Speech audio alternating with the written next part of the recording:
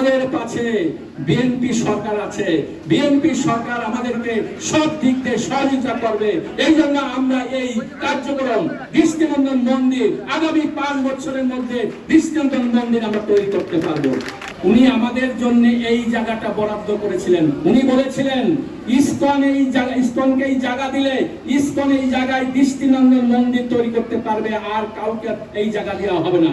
উনি এখানকার সেবায়তকে বলেছিলেন, সেবায়ত সেই কথায় রাজি হয়ে এই জায়গা আমাদেরকে দিয়েছিলেন। এবং যখন উনি মেয়র ছিলেন যত সমস্যা আসছিল উনি মোকাবেলা করেছিলেন, এবং মোকাবেলা করার মাধ্যমে আমরা আমাদের এই জায়গায় অনেক সমস্যা হয়েছে, কিন্তু আমরা সব সমস্যার সমাধান করতে পেরেছিলাম এই ফুকা ভাইয়ের জন্য মাধ্যমে।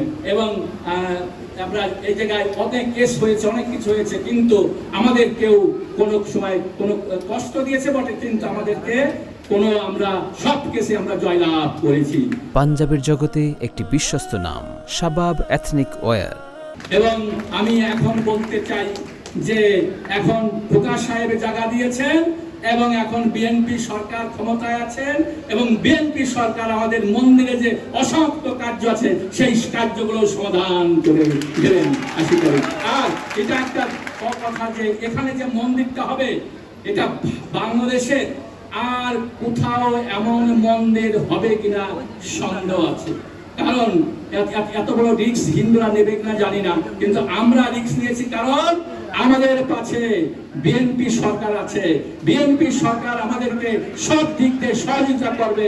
এই জন্য আমরা এই কার্যক্রম দৃষ্টিনন্দন মন্দির আগামী 5 বছরের মধ্যে দৃষ্টিনন্দন মন্দির আমরা তৈরি করতে পারবো।